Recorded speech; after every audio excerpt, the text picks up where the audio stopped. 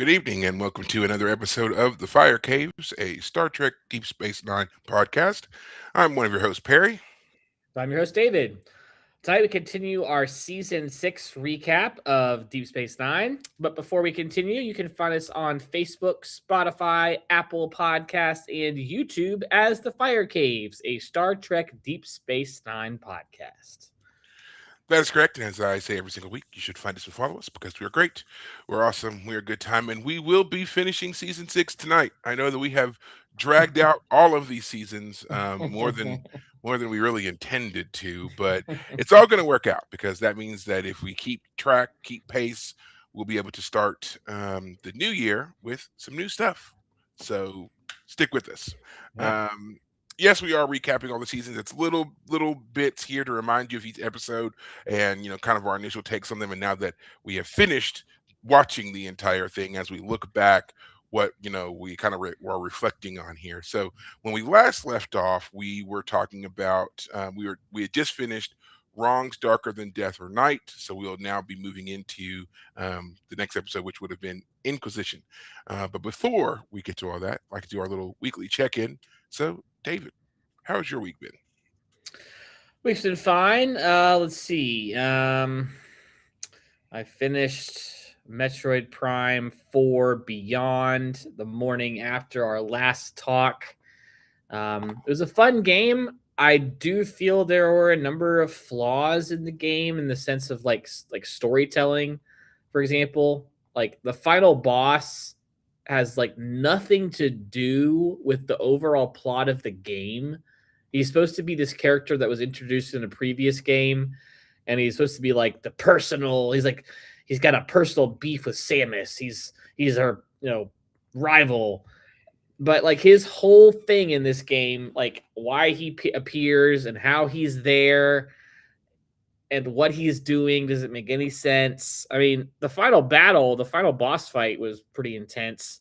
um it took me several tries, like a good boss battle should, I guess you could say. But it was just kind of interesting because I'm all about story, and I was just banging my head up against a wall. I was like, what the heck is this character doing? Like, they hyped him up so much, but like he has nothing to do with the actual plot of the game. He's just there. It really feels like, quite literally, they had two ideas, like two story ideas, one about this character and one about the plot of the game, and they just said shove them together like a sandwich and PB and J, it'll taste great. And I'm just like, I don't know what you're doing. But anyway, Would would you say that games these days are less about story, or do you feel like it's because you have gotten older and maybe you've aged out of how they're telling the stories in games these days? that's a fair question. I'd put your question this way, or at least I'll just say this: if I critique other games in the series, like the first Metroid Prime game also has some plot holes in it, but the nostalgia for that game for me is so much that I will forgive it for anything. So this one has a problem in that I'm older and jaded, and it doesn't have that nostalgia factor for me. Um, but yeah, the game was fun. The gameplay is fun. I like some of the choices they made. Some of the choices not so much. Um, but yeah, I'm gonna replay it starting this week. I'm gonna play the hard mode this week. So I was just curious because I'm also, big into story games, story driven games, and thinking about some of the games that I came up with, grew up with, and everything else. It seems like they were really big on selling you the story. Like the one I think of immediately whenever I get on the subject is Halo, because that game, it's like there are so many of them now, and they've remastered it and all that kind of stuff. But the story itself is a very large, sweeping story, right. And then some of the other games, like I remember that I really enjoyed the most, were games like the Max Payne series and stuff like that, that just really kind of really gave you a deep, complex story that you could follow along with while you're Right. actually playing and enjoying the game. And now I see a lot of games and they don't have that, And then even when the few that try to get into it, there's so many like drops in the story and plot holes and everything else that it kind of makes it not even fun to play the game because you're focused on trying to fill in the gaps of this story, and they're just like, okay, but don't pay attention to the story. Isn't this graphic really cool? And isn't that Yeah. gun really awesome? And isn't that, like that stuff? And I'm just like, I see more and more of that. And Uh-huh. there's just games that are just all out. There's no story. It's just warfare. Just shoot everything, just blow up everything. That's the whole thing. Right. Just wondered if that was like, am I just to the point where I'm too old and too, yeah, bitter and jaded about the games, or is it a definite trend of things changing, and maybe the story that they're telling is just different and one that doesn't resonate with me anymore. Right. I was Yeah. I mean, I would just say it goes from game to game. I'll say this though, movies are, it feels like movies just don't hit like they used to. They just don't have I good tell you, movies right now. yeah, Yeah.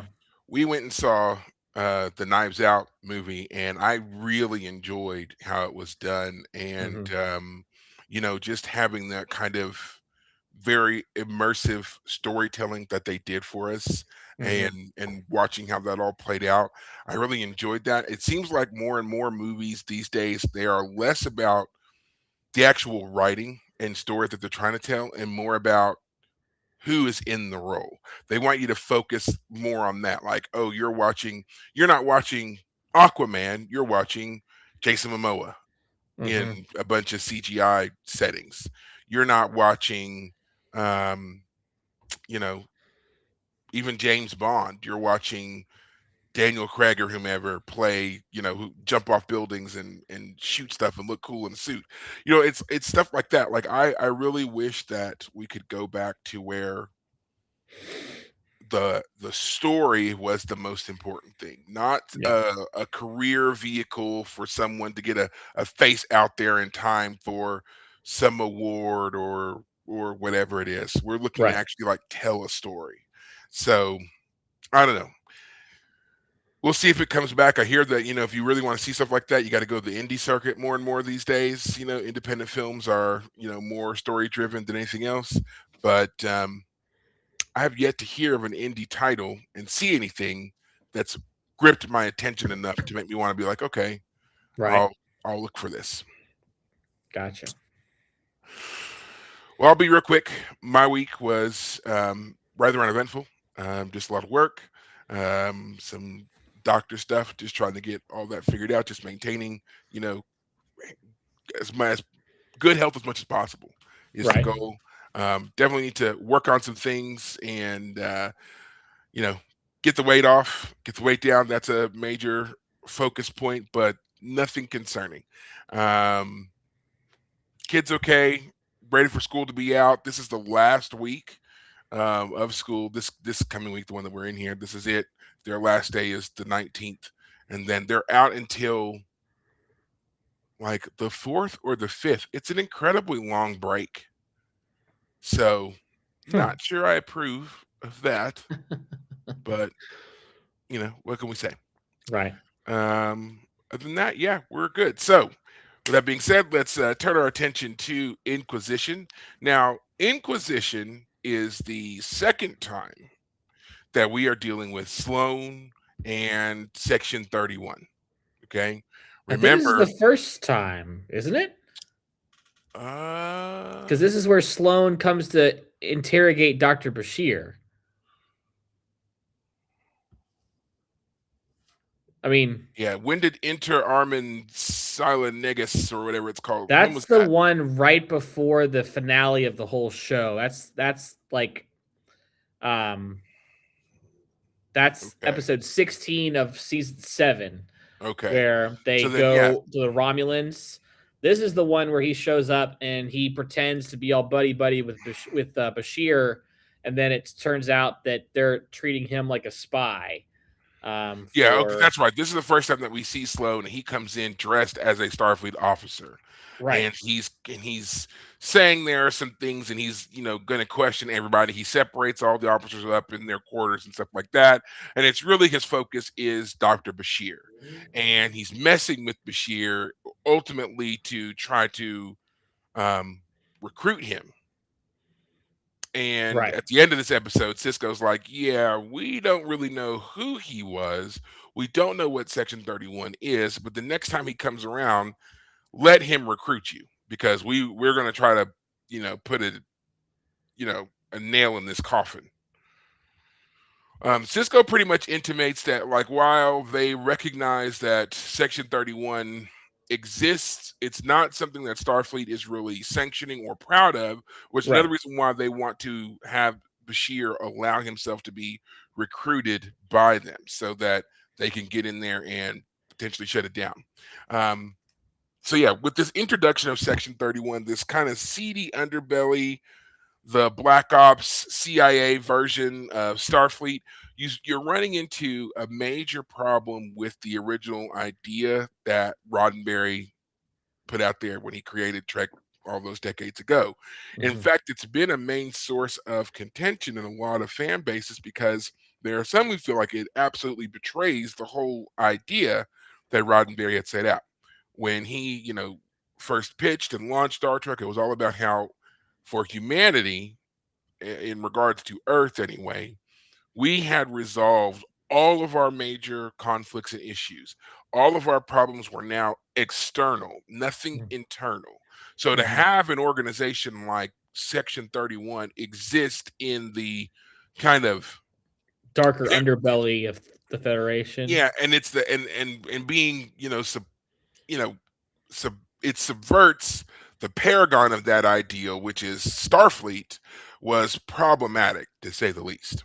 Yeah. But we get a great performance in the character of Sloan. Yeah. I'll just jump ahead and say this now. I think that when we did the What We Left Behind little mini film, they talked about opening up a new season, and Dr. Bashir has become a part of Section 31. I Yeah, don't know if they yes, said it. in the What We Left Behind documentary, they talk about how he's not that he's a part of it. He is Section 31. Yeah, he like He has leads it. taken over for Sloan, and he is the head of that organization, controlling it, directing it, all of that. Yes. Right. I feel like the way that would play is that Dr. Bashir has always, and he's, of course he is. Dr. Bashir had some sort of intention of reforming it from the inside. That's what he wanted from Section 31.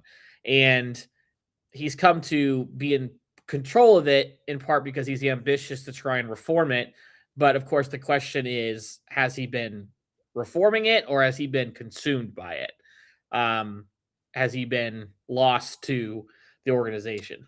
Because I also don't feel like Section 31 would be an organization that truly has a single head. Like Sloan is definitely presented as like he is Section 31. Yeah, we get to that later on in that other episode that I was talking about initially, that it's like it's all compartmentalized in his head, and Right. he's got all this stuff stored away in there. However that's done, that makes it clear that he is Section 31. Right. um which is an interesting concept, that this entire spy master organization is all headed by one individual. And I guess everybody else is some kind of operative along the way. But yeah, I could see where it would make more sense to think of it as he's the head of a certain section of Section 31, a certain department of Section 31. And Right. so that way they compartmentalize it. That way, if any one of them is compromised, the rest of the organization can still function. Right. But it is intimated in the What We Left Behind documentary that uh, Bashir takes over all of it. He is Section 31. Okay. That'd be a very curious thing to see, but I guess I'll have to imagine it. Have there been any books about that kind of stuff? So there are several. None of them are officially recognized as canon, of course. There are, even in the show Enterprise, which is like the Trek prequel. We see Section 31 come up even then, showing that apparently it's been in existence for just about as long as Starfleet has been in existence. There's been Right. a Section 31. In the show Discovery, Section 31 plays a couple of pivotal roles there. So it has been effectively interwoven throughout enough shows now that I don't think it's an idea that's going to go away anytime soon. Again, they had initially intended for Section 31 to be its own show, headlined by Michelle Yeoh, but of course that died. Well, Um, and correct me if I'm wrong, but it seemed like the show, as they presented it in that movie that they made, was way more action packed than Section 31. I would think of I yes. mean, not that they can't have action, but Well, I always feel like that movie was really supposed to be the pilot, and it ended up being one of those things where that was going to be it. So they had to, you had enough for a pilot, you didn't have enough for a movie, but we could now stretch things with longer action sequences to make it enough for a movie. Now we have fulfilled our contractual obligation, and we can chuck this project into the deep dark recesses of the Paramount vault and not worry about it anymore. We've done our part. right, And so I really feel like that's what happened there, and that's why it wasn't that great, you know. So right. um, yeah, less said about that, the better. Um, moving on, because I don't want to take too long on Sloan. We have In the Pale Moonlight, probably Ooh. the definitive episode of season 6. Oh And that's yeah. saying something because they had some great episodes that we've already discussed. But In the Pale Moonlight, this is our monologuing Cisco episode while we watch him maneuver through and make the decisions to bring the Romulans into the war. Right. Um, so yeah, and this one is the brief premise is that the war is not going well. The war with the Dominion is not going well for the Federation. They need help.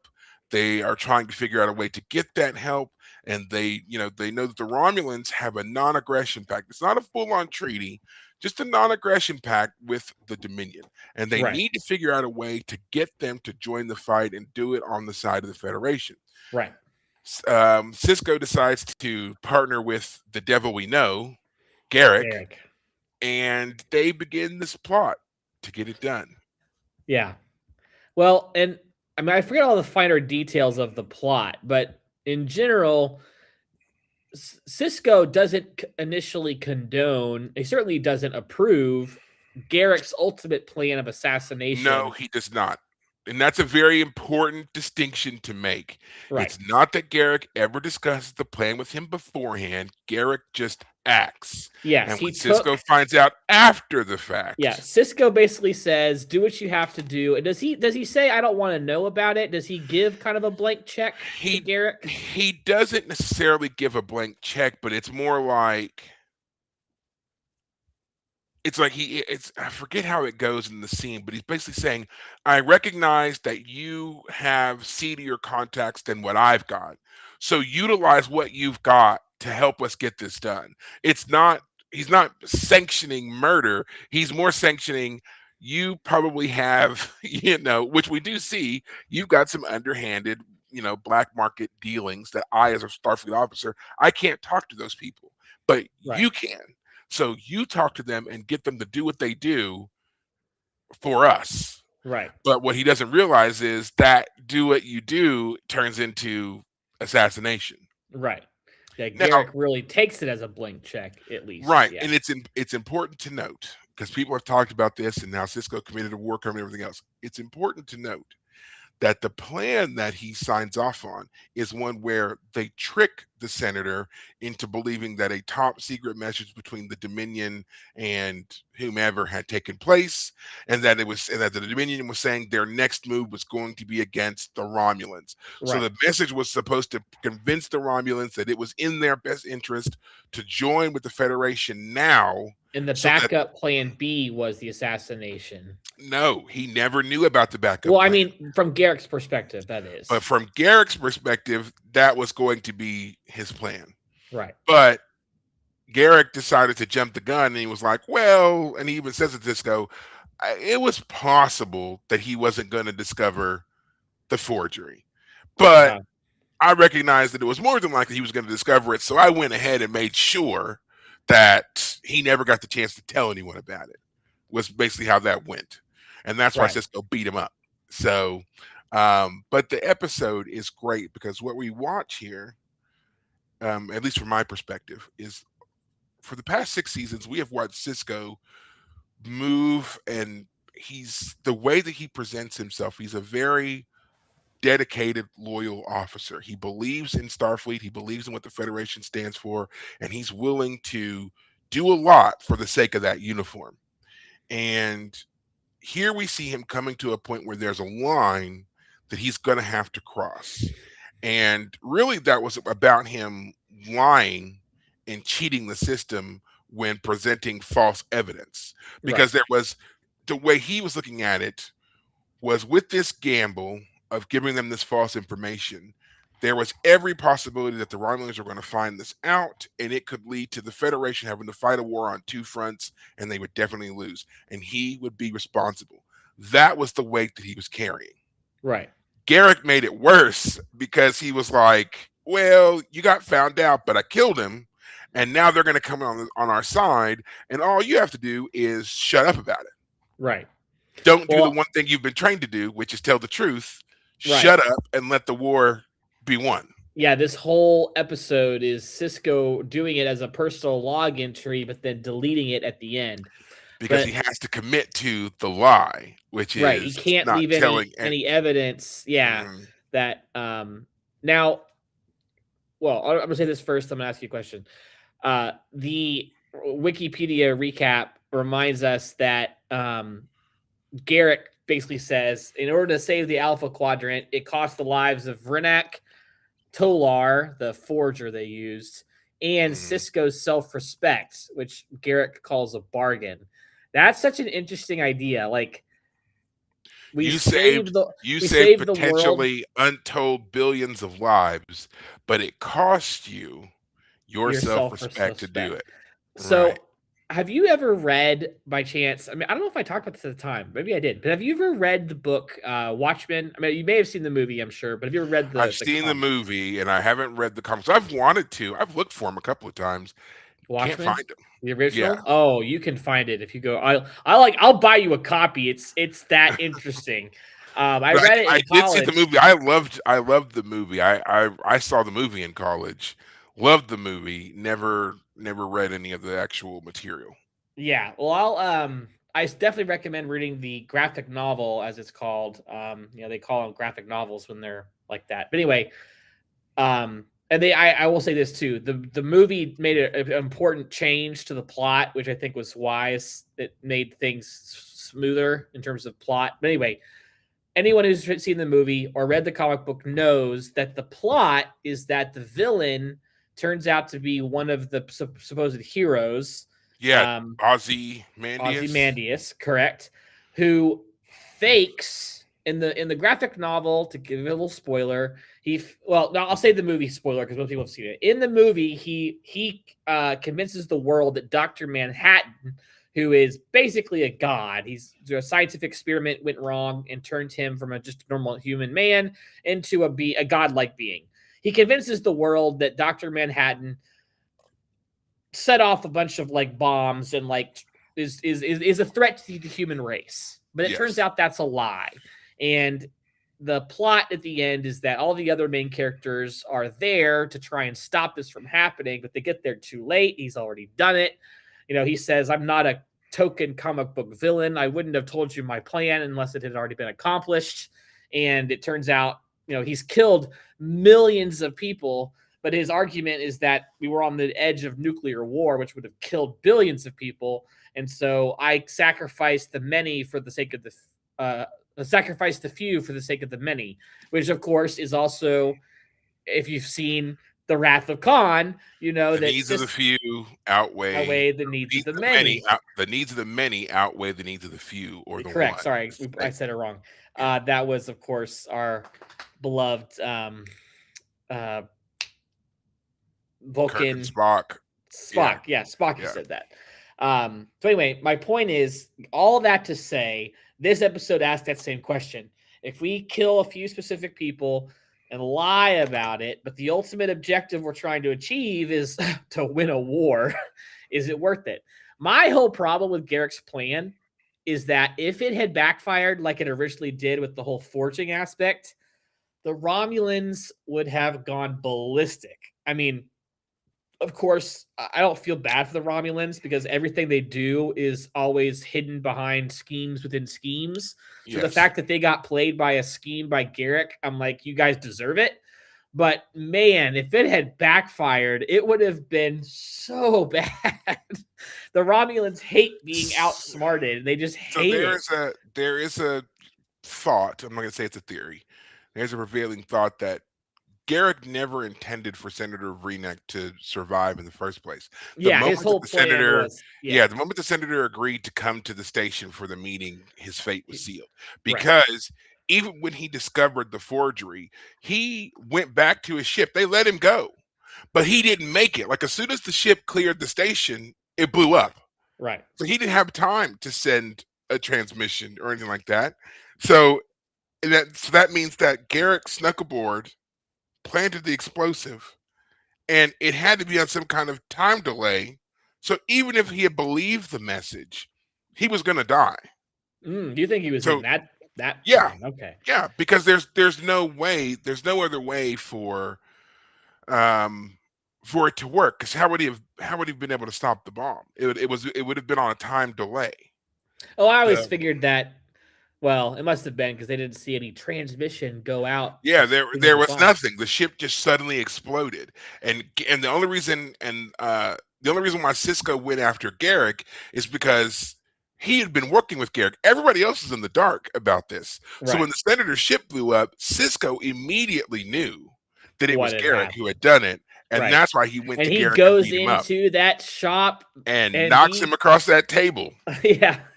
Yeah. He was angry. Yeah, I mean, we've said it so many times. I've said it so many times. The fact that Cisco is not like given the Picard treatment when like that's a moment where he deserves all of the. You know, Uh, that is one of those things that I feel like in time it will bear out. Cisco is a phenomenal character.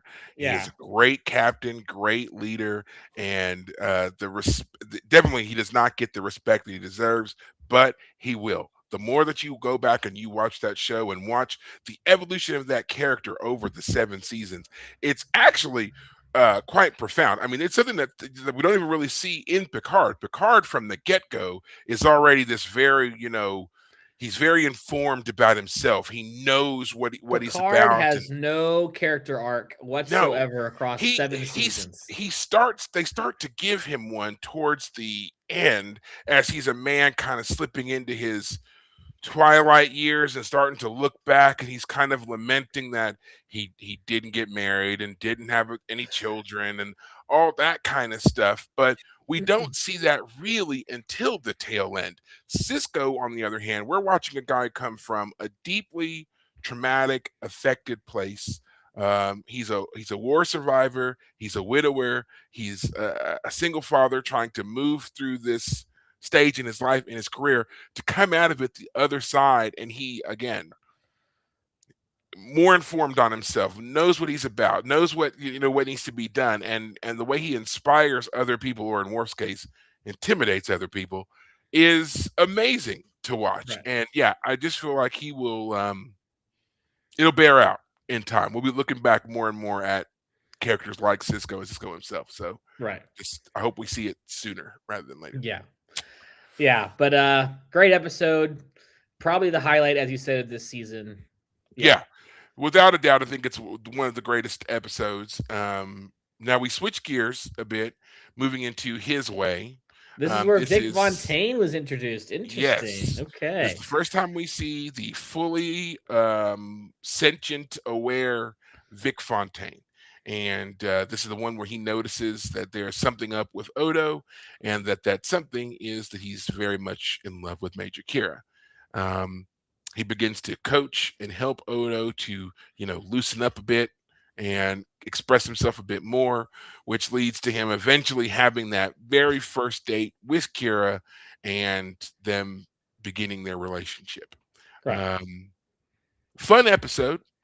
I think it's an important episode for the development of the character Odo and Kira, but it doesn't do anything for our overall plot that we've been following along here in the season. So there's that. Mm-hmm. Loved Kira singing. Well, that was holographic Kira Yeah. singing Fever. but Give me fun episode. the yeah. Yeah, Kira and Odo, they're an interesting couple. They're fun. The characters, watching them together is always a lot of fun. Interesting couple to say the least. And we're gonna, now that we've officially established that they are together, we get to see some other stuff that's coming ahead. Okay. Yeah. So yeah, no real need to, harp too much there. Real Um, quickly though, in your yeah. experience, what do you feel like the response to Vic Fontaine was and is? Do most people like him? Is I he think, yeah, no, Vic is well received. right? I think that because by this time we'd also been exposed to the EMH on Voyager, because Mm-hmm. Voyager was now in full go by the time that Vic comes around. I think there was a little bit of backlash, like, oh, here's DS9 ripping on Voyager, taking their idea. But Vic is a totally different character than the EMH. Beyond them both being holograms, there is nothing similar about them. So, yeah, and Vic starts out fully realized. The Doctor, on the other hand, he has to kind of grow into it, as we'll see when we, you know, get there. So, Mm-hmm. but yeah, Vic was well received. He, played by James Darren, great singer. He has, he If lends a you know lot to the any of the stories. classic songs, Yeah, if you're a yeah, Frank Sinatra, Dean Martin fan or anything like that, you will enjoy the Vic. lounge You singer know, stuff. yeah. Yeah. So the next episode was The Reckoning. This is the first time we get to see some Prophet involvement, which I remember when we did this episode, we covered it. I said that then. I was like, we haven't really heard anything from the Prophets. We don't know what they're up to. And then, boom, we get The Reckoning episode. Right. This is the one where we also see the Race. And we Yes. we have the first Race getting freed, which then inhabits Jake Yep. when they take over the station. Um, I think this is an important episode, mainly because of the fact that we do see these opposing cosmic sides here and are also being made aware of yet another war that's being fought at the same time that we have the Dominion War going Right. on. So, a very important distinction. This was supposed to be the moment where um, either the Prophet would win or the Wraith would win. Right. And the Prophet decides to inhabit the body of Kira, and the Wraith takes the body of Jake Sisko. Jake. And Yeah, it they're seems to doing a just pick showdown. Jake out because it needed someone, and Jake was just available. But So you Kira could was believe that. chosen. You could believe that, or you could Yeah. believe that it was intentional, that it was the emissary's son to Okay. to Yeah. make him have to hold the line Mm. on letting it play out Right. because his son was involved. Now, as That's as we true. know, Kai Wynn comes on board and messes things up. Right. She gets mad that the prophets don't pay her any attention whatsoever, and Dax had figured out a way to make the Wraith and the Prophet leave the bodies of Kira and Jake, but Cisco told her to hold off on that and wanted to let the thing play out, saying Right. that the Prophets would protect them. But Kai Wynn goes to Ops and sets off whatever scientific trickery that Dax had keyed up, which causes Costa Mojim, which they were supposed to be, dealing with here, causes it to be postponed Right. for another day.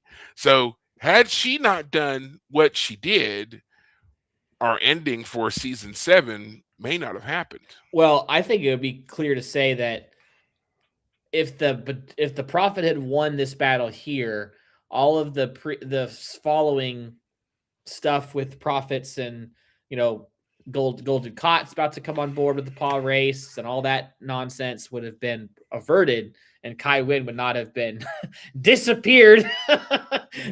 Perfect ending for her character. Boop, you're gone. Well, she was burned up. She was consumed in fire. Yeah, but I love how it's so quick and like she doesn't last a second. She is vapor instantly. Yeah, out of the way. Just like, and it's such a great way for her to go because it really does sum up how someone like her who is so self-important, it sums up how they really should be dealt with. Just, Yeah. you are so ambitious and not in a good way, and you're so consumed with your own importance and power that in this high stakes moment, you are completely irrelevant. And Right. even Ducat says, he's like, "You're still here," and Yeah. then boom, and then she's consumed in fire and gone. Yeah. It's just like the whole show was leading up to that kind of dismissal, and I Yes. love it. Well, and I love it too because we get a highlight of that here. She tries talking to Kira, you know, oh, Prophet, Yeah, I gets down on her haven't knees. I humbly beg you, whatever, and the thing just doesn't walks even right past answer. her. Does Well, she and then, talk to yeah, Cisco or something? Like I know she walks right past Kai Wynn, but did she even say anything to she Cisco? walks past Cisco when she goes and stands in front of the the Promenade. temple Yeah. on the promenade. She goes and stands there, and then when Cisco comes to her, she does say that she is awaiting the Power Wraith and their vessel. And then he's like, "Who are you talking about?" And then she doesn't say any more after that, but she at least acknowledges Cisco. Right. No Kai acknowledgement to Wynn, Kai Wynn at all. nothing. Yeah. Right. And that was just like yet another nail. And it always reminds me, I think it's in season 5, when Kai Wynn comes on the station and she's talking about Kaiopaka. And she says that she had gone to Kaiopaka and had um, asked her why, like, the prophets didn't hear her or something like that. She asked her, and she said that Kaiopaka's advice to her was to go and sit in darkness for a week. And I never took that as something that's what she actually did. But I like the fact that it was a dismissal, and it's like, if you basically, she's telling you to take your own counsel. And I feel like that would have been one of those moments where it's like, all you would have heard is how you're so consumed with yourself. Right. Why would the prophets talk to you? You are, Yeah. you know. And so I just love that this is how we, see once again, she's dismissed because she's not worthy. And we've Right. got all these signs everywhere that she's not worthy, Right. So we get into that some more in season 7. Oh yeah. Have some great moments with Kai Wynn, which is always so funny because we talk about Louise Fletcher and what a great job she did, and she's only in 19 episodes, but she made such a huge impact on this show for the 19 episodes that she was in. Just great stuff.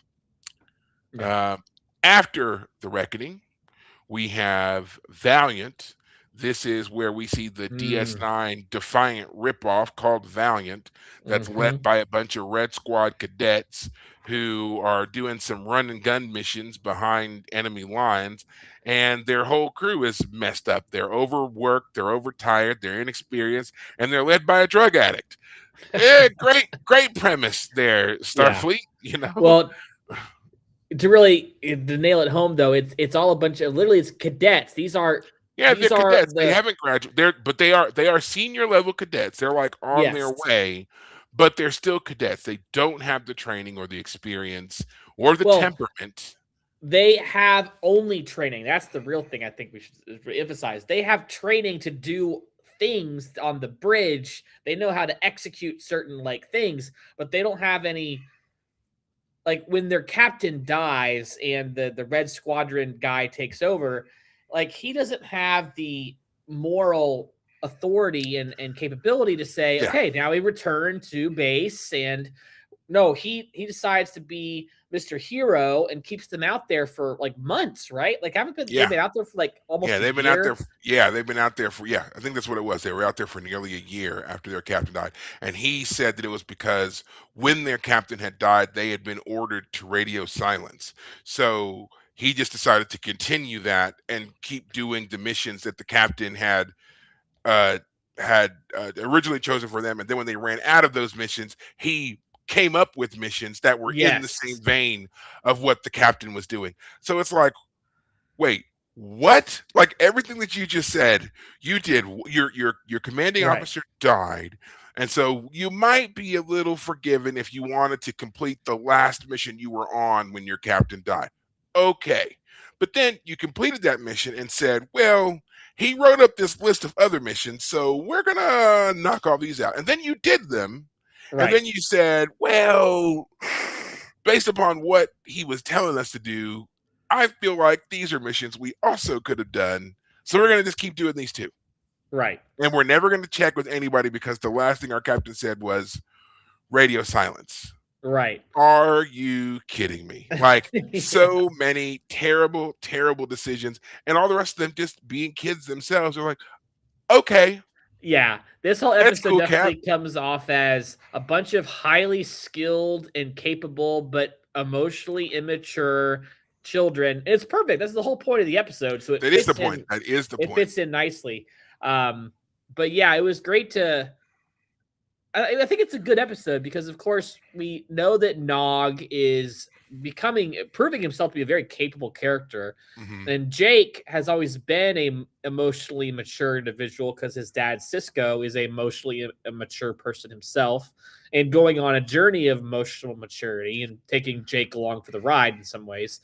And so to see a bunch of skilled, like this episode is, it puts a spotlight on Jake a bit because Jake didn't go into Starfleet, but No, but he's still his father's son. And he can exactly. still recognize certain things about people. And that's the distinction that we see here in this episode is that Jake stands out from all of them because while he does not have their Starfleet training and background, he still has a level of awareness they don't because Ben is his father. And he's Exactly. able to point out all of their flaws. He was like, my dad would never do this. The officers that my dad serves with would never do this. You guys you're wrong here. You need to stop You're and check playing yourself. at adult, and it's causing problems. And it's very obvious that you're playing. You're trying to, aiming for a level of maturity that you have not actually achieved. And there's something to be said about age and experience. And I mean, Exactly. you can be trained all you want to, but the experience, having gone through certain things and having gone through them with a capable leader is very important. And you guys lost your leader, and now you have somebody who's playing the game here. That's a problem, and that's what Jake was pointing out. And that's also something that Nog towards the end begins to see and appreciate, because this episode is also very much about Nog and his own growth. Nog was always very eager to already be accepted. He wanted to be in Red Squad. We saw that, in season 4 or 5 or whenever, when we first hear about Red Squad, Nog is very eager to prove himself and to already be out there. He wants to show that he can do these things. So when they accepted him into their group here on the Valiant, he didn't want to listen to Jake at all at first. But then the more he was exposed to them and saw what they were doing, the more he realized Jake is right. This is a dangerous situation. We need to pull out of here. Unfortunately for them, it was way too late, and beyond a couple of them, they all die. Well, I'm reading the recap. Only Collins and Nog and Jake survive. Yeah, I was gonna say, the female all of the kids, officer, all the rest of them die. Yeah, it's a pretty brutal episode in that sense. Like, these are all supposed to be very promising kids. Yeah. But I love this final line that they have Nog saying. Collins protests that Waters was a great man, even though he's still a kid. And Nog says he may have been a hero, he may have even been a great man, but in the end, he was a bad captain. Like, I just like that idea. Like, that is, I thought we could talk about not just Star Trek, but stories in general have that emphasis sometimes of like what makes this character great in this aspect is also something that makes them a flawed character somewhere else.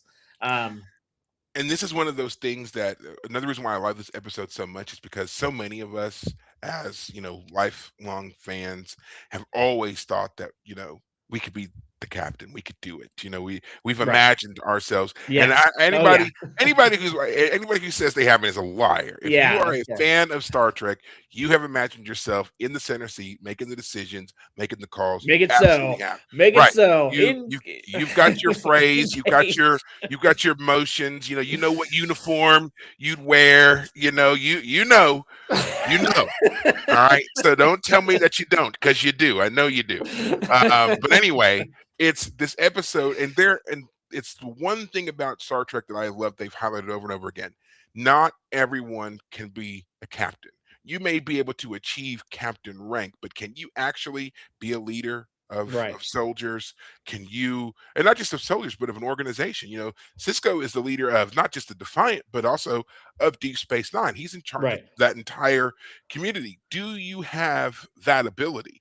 It's Right. more than just because you've been in service for a long time and you've got enough pips on your collar. There is a quality that you Yeah. have to be a captain. And Right. almost every iteration of Trek has dealt with that. The Yeah. original series, the prequel show Enterprise does it. Deep Space Nine, obviously, that they all talk about how there is something about these people that we name captain and give ships to and send into the far-flung reaches of the galaxy. There Right. is something about them that is markedly different than anyone else. Yeah. And that's why we are able to give them this kind of stately, presidential, Well, regal status. that's why I love the idea of the Kobayashi Maru test. Now, I Mhm. do feel the fact that people know what it is undermines its purpose. It's supposed to be a surprise, right? And that's So yes, it's supposed to be a surprise, and that's something that has been tweaked over the years. The Kobayashi Maru test, while there is a basic foundation of right. it, depending on who is in command during the test is altered to fit Sure. that person, to Right. give them their version of Of a a no-win Kobayashi scenario. Maru. Yeah. Yeah. So the term Kobayashi Maru is less about, you know, This a particular ship. ship named the Right. Kobayashi Maru as Right. much as an unwinnable situation Right. that It's you're become tested on. it's their that century's equivalent of, yeah, saying catch 22 or no win scenario or whatever it is. You just say I Kobayashi Maru'd this, Right. whatever. It's that kind of thing. Yeah. So I just love that yeah. idea because in the sense of if it was a surprise test, because as you said, anyone can imagine being captain. I would do this, I'd do that. Excuse me.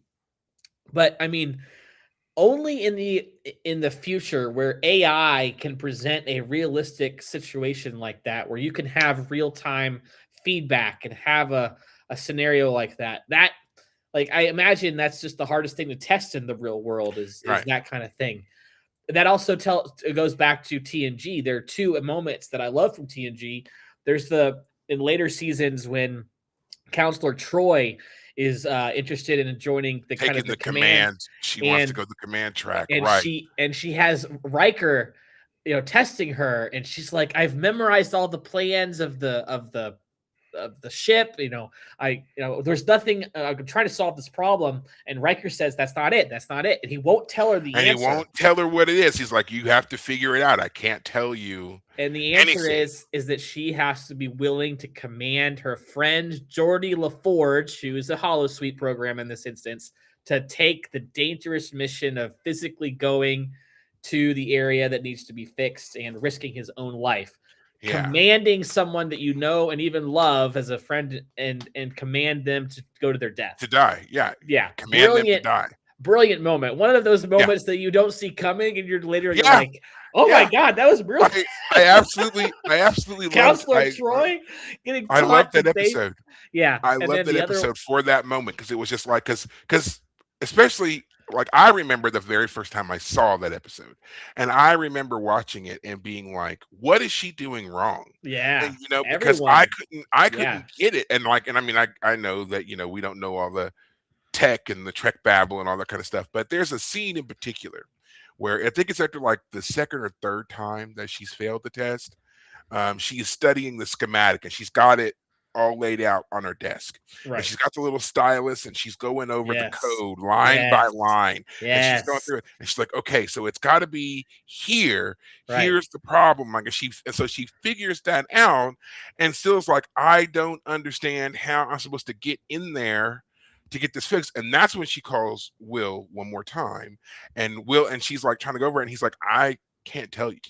And he's like, right, it's a hard test. It's supposed to be because not everybody's meant to command. So right, you have to figure this out. What is it going to be for you? You have to figure it out. right, And then the next time she goes and takes it, she does the thing. And right, then the simulation ends and she passes. And she was angry with Will in that yeah, initial moment. She's like, because that's what it was. You were pushing me to see if I could order a friend to their death. Yeah. And he was like, "You may be mad at me." And he's like, "But that may happen. You Yeah. may be forced to do that very Just thing. And that. if you can't do it, Right. you don't deserve to be in command." And Right. that idea comes up over and over again. We see that with Worf when he gets called out by Cisco a couple of Well, times, like I was rules of going to call engagement. out. I was going to call out the Worf being called out by Data when Data takes command of the ship one time, and Yes. Worf is kind of making little comments about how things are Yeah, going, under his breath, so sort of under the loud equivalent enough to for a be heard. Klingon, right? Yeah. So the equivalent for a Klingon, loud enough to be heard. His disgust with Data being slow to action or not taking certain action at certain times, and Right. finally, Data calls Worf to the ready room Right. and is like, "You've been an asshole." Can in you android handle it? speak, Yeah. yeah. He's like, "If you can't handle being the first officer, I'll put you back." And Worf takes And a second. He has to think about it for a moment, and then he says, "Nope, you're right." Right, he's like, "No, I was wrong. You were Yeah. right. I've not been acting well in this role." Yeah, and then And the part of that I love the most is at the end.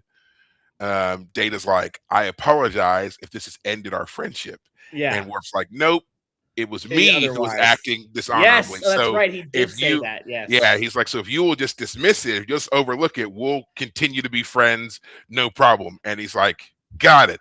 Yeah. Great scene. I love that it was both a personal and professional acknowledgement between these two characters, and it was resolved. Right. Loved that. And then Absolutely loved it. there's a follow-up. I don't know if this scene happens before or after that, but I believe it's after where Data is put in charge of a ship for a limited time. And I forget what the Mhm. scenario is, but like It he is was the calling out Sutherland, and it was during that whole Commander Sela, who was Tasha Yar's half Romulan daughter, was leading that vanguard of cloaked Romulan ships through, that's what it is. and they Yeah. had to form a net to And trap Data all is the just shit. calling out commands, and he's not telling them why he wants them to do certain things. And his that first one guy was officer, on there, was undermining him the whole time, and he even asked for a transfer. He was like, "I don't think that I could be a good first officer to you because I don't believe that artificial life is whatever." right? And yeah, but then Data proves once again that he's correct, and they are the ones who capture the Romulans or expose Yes, them anyway. right, And the officer suddenly seemingly has respect, but he does not go back and readdress Data and apologize for his actions. He should right. have, but he didn't. Yes, that character should have pulled a Worf, but yeah, did not. Yeah, he was a Yeah, dick. yeah, but yeah. I just all that to say is that episodes that talk about the chain of command are always. I mean, And they're and hard not to the, do, the but they've distinction there, done not so just well.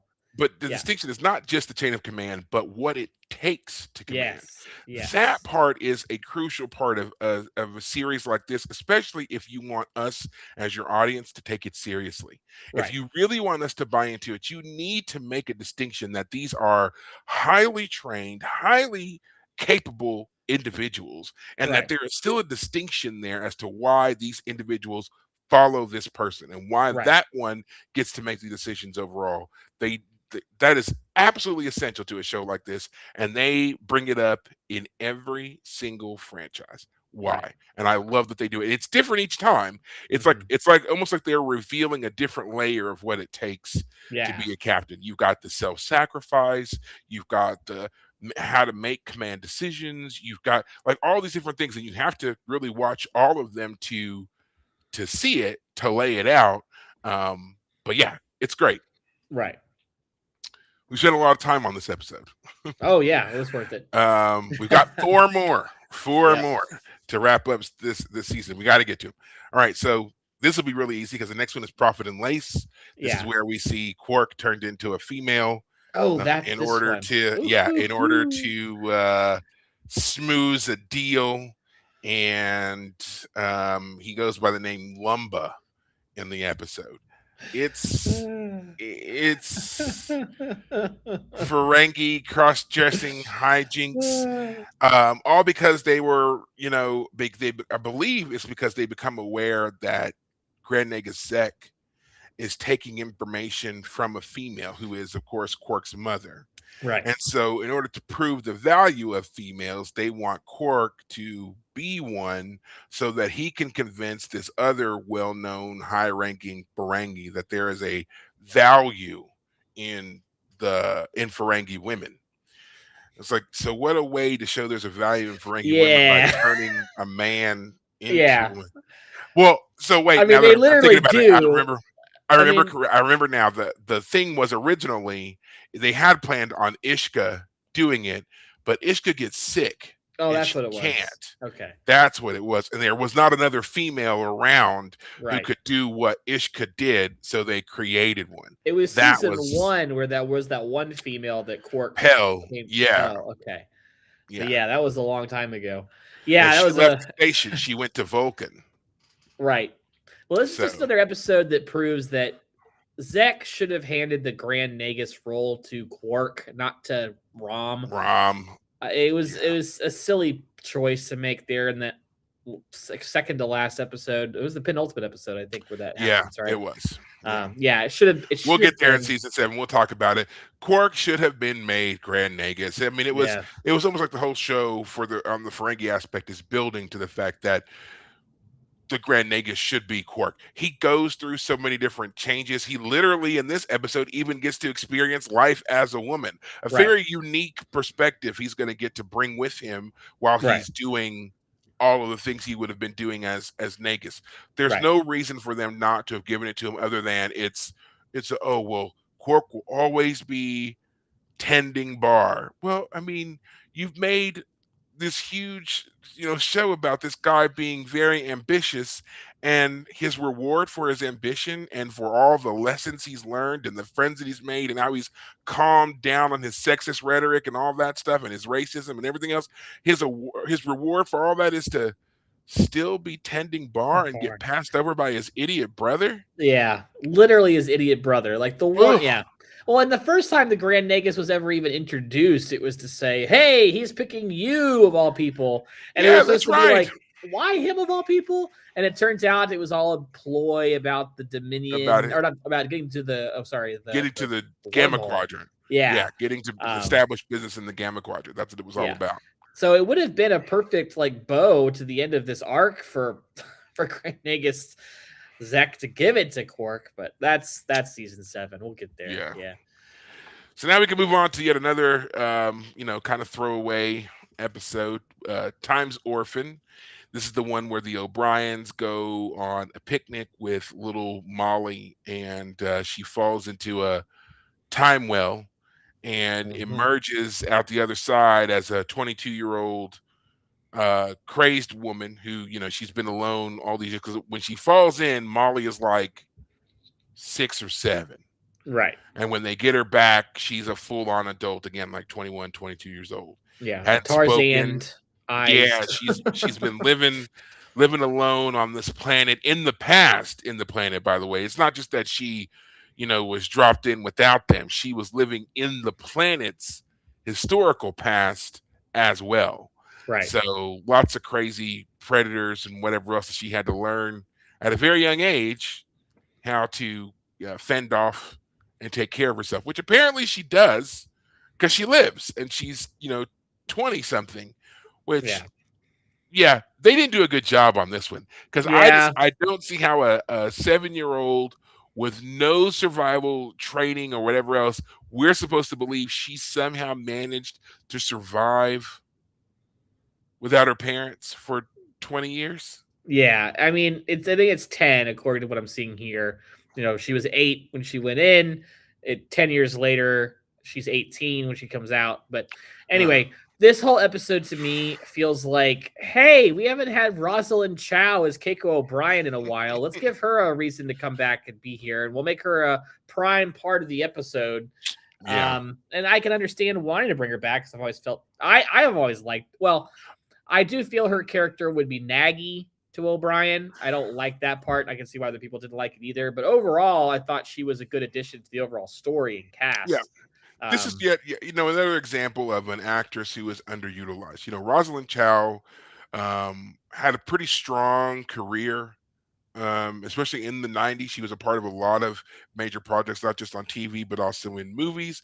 Probably the most famous one that people will remember her from is the Joy Luck Club. That was huge, you know, Right. and that's a large part of why she was gone for a lot of things because she was off doing projects like that. But as is we see with a lot of actors who do these kinds of things, um, they have contracts and you have to honor certain aspects of those because you signed off on it. And I feel like this is yet another example of that. It was like, oh, we're getting to the end of the season and we haven't featured Rosalind Chow when we need to. Our Uh, contractual obligation says that we have to give her an episode, you know. And so this was it.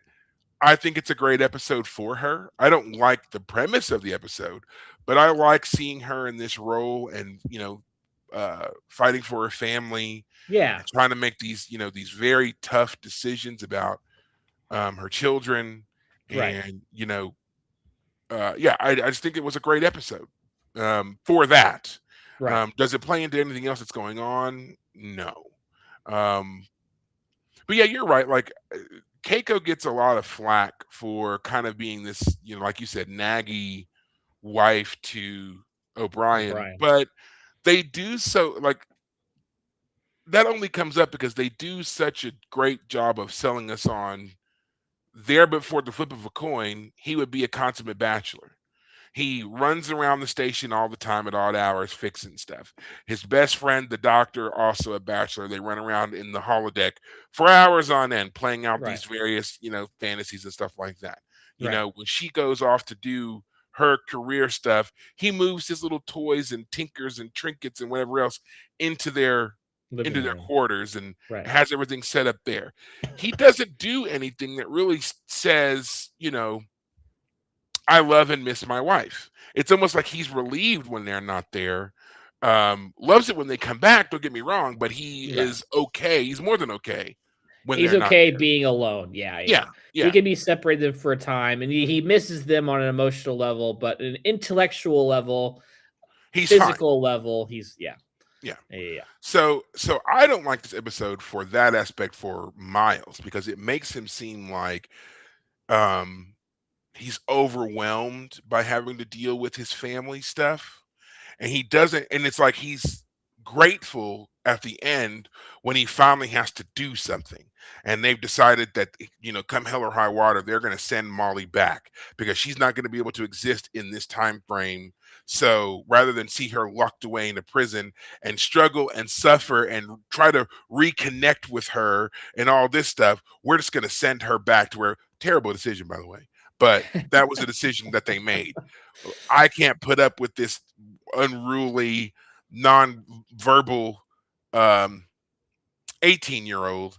Right. We're just gonna chuck her back in the time stream and hope that fixes her. That's kind of the decision that they Well, made. I mean, it works too. But I mean, yeah, because crazy Molly goes back and runs into young Molly and it's like, oh hey, go. Your Go parents on. have aged a week in your absence, but Yeah. yeah, at least yeah. And so they really learned it's there's no consequence for them. They learned nothing. They got their little 8-year-old daughter back and she's able to continue, her life. And we watched as old Molly, crazy Molly, we actually watched her disappear because again, young Molly went back through the time portal, so she effectively ceased to exist. Yeah, So her life didn't matter, even though didn't she had matter at been. all. It Yeah, it makes it makes no impact. Even on the O'Briens who stayed and experienced all of it, there's no impact on them. They learned nothing. They didn't yeah. learn how to take care of a nonverbal job. They just said, up, too much Yep, to handle. Chuck her yep. back Good in point. the time pond. This is too much, you know. So yeah, I mean, it's just like stuff like that. Like the episode doesn't do anything, but it does again highlight what a great actress Rosalind Chow is. So Yeah, whatever. On to the sound of her voice. yeah.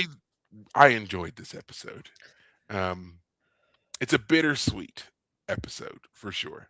This is Right. the one where the crew is on the Defiant. They're like, I guess they're on their way home, and they pick up a distress call, and it's a woman. She's a captain. Her ship has crashed on this planet that's like several hours away from them, and Mhm. they're on their way to rescue her. But she's so far away that At first, they can't communicate with her. They can hear her, and she's just talking. And then finally, they make contact, and they decide that until they get to her, they're going to keep her company by having conversations with her. And we see her have conversations with Bashir, Captain Cisco, O'Brien. I think that's it. I think those are the three that she has the conversations with. Right. And through these conversations, we also learned that all of our people are having issues. You know, Bashir is, he's been outed as a genetically engineered individual. He's got his own little issues going on there. O'Brien is feeling very disconnected from his family, and he's kind of burnt out on Starfleet, and is trying to figure out what he wants to do, if he wants to do anything at all. And then Cisco is having some issues with Cassidy. We saw that where he kind of was withdrawing from her. The war is taking its toll on him, and he opens up. We see all these officers open up to this stranded captain. Right. They finally arrive at the coordinates where she was, and it turns out she's dead, and Yeah. she's been dead for however long. And 3 years. Yep. yeah, and they had been talking to her because the planet was in some sort of Flux. temporal flux or whatever, so they were able to communicate with her in the past. Mm-hmm. And they became obviously very fond of her, and she Yeah. had died years ago. Yeah. I hated that ending. Yeah. It was such a terrible ending in the Wait a sense that minute. it was Hold sad. on. Perry Freeze, the one who says he likes the darker episodes, the darker endings, is suddenly doesn't like the dark ending of this one.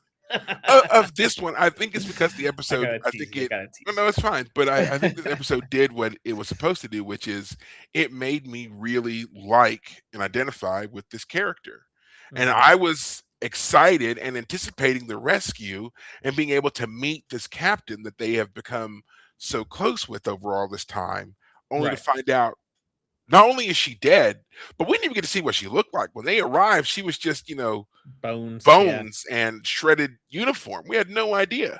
Yeah. I didn't like that. That's a good point. They didn't even have a image of her, like a official portrait of her as captain of the Olympia. I think it's her Olympia, right? Yeah. So yeah, it was an episode that really it has an emotional core to it, and not so much a, it's not an action-based shoot 'em up kind of episode in the middle of the Dominion War. It's much more slow pace in that way. But yeah, the fact that Cisco opens up for about Cassidy, he's uncomfortable that she's there, and so he's kind of cold to her during this episode. Finds it hard to have her there, which makes sense. I mean, this is not supposed to be a freighter. This is an actual battleship. So I can understand his emotional reaction. Yeah. So yeah. Great episode. And the person who voiced that character was Deborah Wilson. She's done a lot of voiceover work. You should look her up. She's pretty awesome, and she's also done a lot of animation voiceover work. You could probably recognize she's been in like the Justice League, Teen Titans, things along those lines. So yeah, check her out for sure. And now, last but not least, we come to the final episode of season 6, Tears of the Prophets. Now, this is one heck of an episode, to say the least. We've got Cisco has fully embraced his role as emissary. He's performing blessings and stuff. He's marrying people. The station is very much, thriving in this Bajoran cultural aspect. Worf and Jadzia are talking about having a child, much to the dismay of Quark and Bashir, because they're like, if they're thinking about having children, that means this marriage is gonna last. Which, once again, I hate those guys. Counting the days until your friend's marriage ends so that you can swoop in and steal her or steal his wife, however you want to look at who's friends with who. I mean, the levels of disrespect thrown at Worf in this show just man, like if y'all were real people, I'd smack you all. Like that's the man's wife that you're talking Yeah. about here. Oh, I can't wait for them to divorce so that I can get in there and get with her. You're Well, disgusting. You're and disgusting. and in part, a lot of that too. And this will happen with Esri when she comes on. They suddenly get all amorous now that she's married. Like, not that Dr. Bashir didn't have an interest in her before, but like once she's off the table, the classic "can't have her now, I want her" kind of situation. Even more, like, yeah, we want her even more. Yeah, Just disgusting. yeah. But so then this episode is what do we see? A couple of promotions, I think it was, and then we see Admiral Ross and Martok, and they're talking about a strike against the Dominion and against Cardassia. Right. And they're planning all that out. And Cisco gets a vision about not going on this particular strike, but he's like, yeah, no, I'm gonna. And correct me if I'm wrong, isn't this also where do they didn't deploy the mines here? They've already done that. Yeah, this is where they have the Cardassians have a series of Weapons platforms. Yeah, that's what it was. And they have to get there in time to attack before the weapons platforms can come online. They do come online, and so the battle does go poorly for the Federation, but they are able to pull out a win. Isn't this where the Defiant is destroyed? Is it? I think that's right. Because, well, Cisco gets hit with something like because while this is going on, Dukat has entered into his full-on partnership with the Pah-wraiths. Right. And he goes back to the station and he kills one of the orbs, which is when Cisco kind of collapses on the bridge of the Defiant, and he's like, something's wrong. The prophets, I felt them reaching out to me. Something is wrong. And that's also when, of course, Jadzia dies. Jadzia had gone to the temple to pray for her and Worf's child. They were gonna start attempting to have children when he got back from this mission. Right. And so yeah, Dukat shows up, he kills her, he blows up the orb, and then when they get back to the station, we get to see Jadzia die with Worf by her side. Right. And then Cisco is so shaken up by the loss of the Celestial Temple and Jadzia that he basically steps down temporarily from his position on Deep Space Nine, and the episode ends with him back at home in New Orleans cleaning clams or mussels or whatever. Yeah. Back behind his father's restaurant. Hell of a time to take the sabbatical. It says here that the Defiant was destroyed in season 7, episode 20. So we haven't come to it yet. And its successor is introduced shortly thereafter. Yeah, so it's not destroyed here, but will be next season. Yeah. But yeah, Cisco, he goes to Jadzia's, casket, and he's basically like, I don't know what to do anymore. Like, I'm so completely lost. You're not here. I've lost my friend. I've lost the prophets. I've lost my way. I've got to go. And so that's when he decides and he takes the baseball with him this time. Yes. Which is a big deal because last time he was not. He didn't. And he's coming back. And we see him and Jake leave, and I thought it was interesting. He and Jake left. Where's Cassidy? Yeah. Why didn't Cassidy go with him? Right. Yeah, she wasn't in this episode, right? No. She wasn't in the episode at all. I thought this would have been a great episode for them to leave. And then when we start season 7, they're married. Like, we don't necessarily need to see the whole big wedding ceremony and everything else. They've gone off already and gotten married while he was, living the civilian life. But they didn't do that.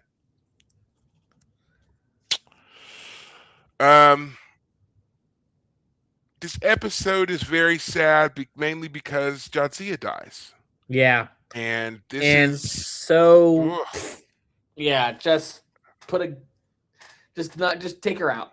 And the fact that she, I mean, you can read on the Wikipedia page here, the fact that she was like, hey, I would like to like have just a more recurring recurring role role. than before. Hmm.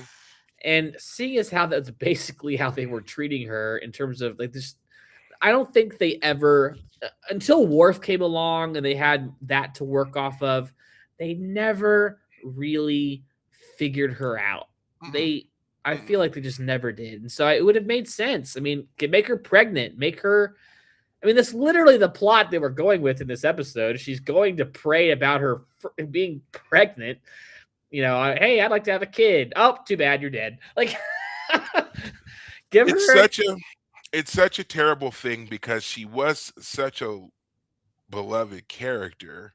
But it's also the more that we hear about the behind the scenes aspects of it that make it worse, Yeah, because they're just like, all she didn't ask to be written off the show or to cancel her contract and anything like that. She just wanted, a little bit more freedom to do some more projects. Y'all have got them locked in, you know, um, 18 hours, 7 days a week. You're filming 24 to 25 episodes, a season and everything else. And she's underutilized. She's right. just there as, background in a lot of these episodes. So why not let her be a recurring character and let her have a little bit more of a flexible schedule so that she can go off and film other shows? The crazy thing is, what she's asking for is not only not unreasonable, but by today's standards, they'd be like, yeah, absolutely. We'll shrink your contract down so we don't have to pay you nearly as much. And you can Right. go and do, well, yeah, yeah, please go do some other things so that we don't have to pay you all the time. Absolutely. They Yeah. shot themselves in the foot with that. And, it's stuff like that that led to the writer strikes that we had, and the Yeah. acting strikes that we had. It was just, you're not giving enough material for all the characters that you have. You're not respecting the actors and what they're doing. You're just not, you're failing on a lot of things. And the fact that, you know, Rick Berman and his ilk said to her, you're lucky that you have us, because otherwise you'd be working at Kmart, is crazy, mad insulting Yeah. to say that to someone. Yeah. Yeah. I know. I just try and think like I try and be like a mediator type person in my relationships with people. Like I just can't imagine talking to someone like that. You know what I Yeah, mean? like you Someone you you may know. disagree. Yeah, you may disagree with what they're requesting or whatever. Right. But instead of talking it out with them, you say, "You'd be lucky. You're lucky you have us, or else you'd be working at Kmart." That the highest level of disrespect. Oh yeah. You're not even attempting to meet the person halfway. You're just being insulting. You Yeah. know. Yeah, I have no respect at all for him. When I heard that, and I mean that was from her own mouth. She says this. Terry Farrell has said that. That's her story that she tells. I 100% believe that. But Right. yeah, um, if that's how you're going to treat your actors, I mean, what's the point? We try to make actors sometimes seem like they're the crazy ones, they're the divas, they're the whatevers. But I mean, come on. She Yeah, wasn't. we've heard She enough wasn't stories asking. about executives to know that Yeah, they're just as exactly. crazy. Yeah, and sometimes they're even more so. And Yeah. it's just like, yeah, to be that disrespectful to a person who, she's not asking for more money. She's not asking for more lines. She's not asking to be, the Even star less or to like be the prominent. Yeah. like literally, hey, you're going into your final season where you probably want your budget maximized as much as you can because of like big action scenes and CGI and such. And here's an actor over here willing to take a pay cut. I mean, who knows how much the pay cut was going to be, but willing to take a pay cut. Presumably, that would have meant something somewhere. And because I mean, Esri Dax is just literally copy paste in terms of like what they had to. Well, maybe they had I to pay mean, her less too. I'm sure they paid her less because she was coming in to the seventh season of the show. She's not a star. She's not the star of the show. She's not a, whatever. And Nicole DeBoer was a relatively new actress. Right. She hadn't done many projects, so it wasn't like she was a known, person either. So you Right. didn't have to pay her very much, and I still feel like they shoehorned her in so that they could really manipulate the Dax character the way that perhaps Terry wouldn't have allowed them. You know, Yeah. like they wanted this kind of sexy, everyone wants her kind of thing. Julian is, you know, nipping at her heels. Quark can't get enough. There's even a brief. Worf has to, be in the mix on this as well. Like all of that just bothered me. I never like, especially from the Worf standpoint. Like I get it, but at the same time, it's like I really wish Worf had just kind of stood on business and been like, "No, you're not my wife. Right. You're not my wife." Like, and even when they were, together, and the fire's going, and we're in the no, even then, I wish that Worf had never, Well, they do kissed that her or terrible whatever. thing of like, you two are so much alike. Yeah, and it's like you're nothing alike. You're Yeah. nothing alike. Well, and here's even the thing, the problem with that. It's insulting to the character of Esri Dax even to say that. Like she can't Yeah, be her own person, even if yeah. with the Dax symbiote and all the memories, she's still not. I mean, is that the whole point? Is that they're all individuals with their That is memories? the whole Just point. We had to watch the whole episode early on, season one, where Dax is put on trial, and it's she was Curzon Dax when the murder happened or whatever. But it doesn't Curzon's matter. dead. Yeah. Yeah, doesn't matter because the Dax is, whatever. Like we went through that whole thing about they proved that once the host body changes, it's a completely different individual. So the crimes and sins of the one before cannot be visited upon the new one. Right. And yet here we are once again still dealing with this with Yeah. Esri. Right. I really wish that Worf had just stayed the course and been like, no, like you're not my wife. Like Jadzia and I spoke at length about this. I understand how, Trill joinings and whatever else go, and you may carry her memories, but you don't have her spirit. I think that's how they should have put it. You may have Right. her memories, but you don't have her spirit. Like, I'm not going to buy into this at all. And anytime you try to come at me like you're my wife, speaking to me like you're my wife, I'm going to cut you down every time because you're not. You're not my wife, and you need to understand that distinction. And they didn't do that. We were supposed to just be so, oh, she's just so put upon because she didn't go through the Trill training, and she's just trying to figure out a way. And isn't she just so cute for trying? No, no. Right.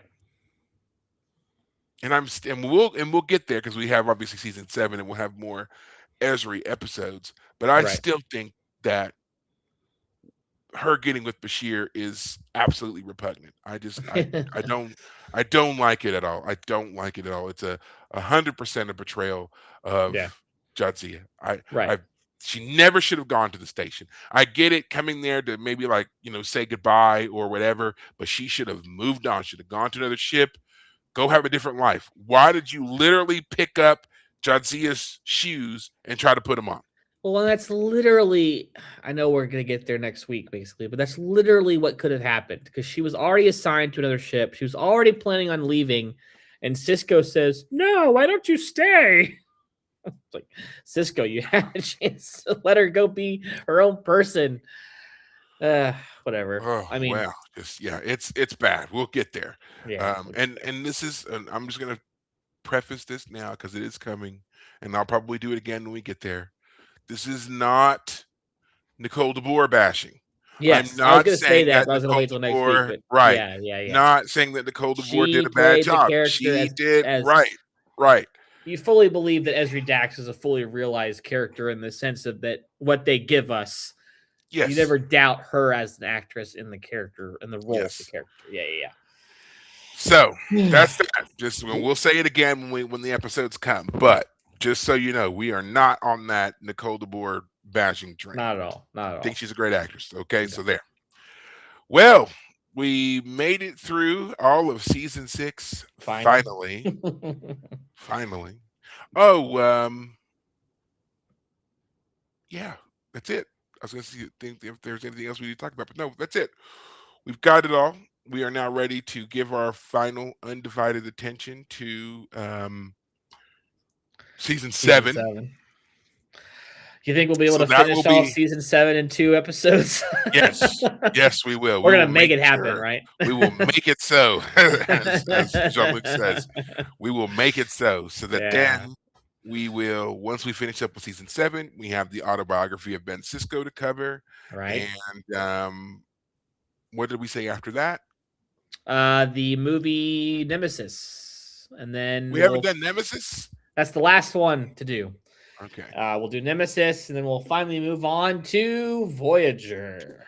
So we're looking at probably starting Voyager in the mid-January. Yeah, I was gonna say second or third week of January. So there you have it. If you tune in at all, you know what our upcoming schedule is. Will I change the name of our show? No. We will stay the Fire Caves because I fully anticipate doing some comparisons between Deep Space Nine and Voyager, and maybe even doing some surprise rewatches of different episodes of Deep Space Nine when the time comes. Basically saying Deep Space Nine is in our blood. We're not going to let it go. Okay. Yeah. So that's that. But there you have it. If you are interested in all and following along, the next 2 weeks will be all about season 7 of Deep Space Nine, followed by the autobiography of Benjamin Sisko, then Nemesis, then Voyager. Okay. So there you have it. Boom. Well, that's it for us, guys. You will be able to find us and follow us anywhere you happen to do your various social medias and podcasts. Stay tuned for, again, those long lost logged episodes are making their way out. So wherever it is you listen to podcasts, Apple Music, Spotify, wherever it is you do it, platform on, it will be available. Other than that, until next week, take care of yourselves. Thanks, guys.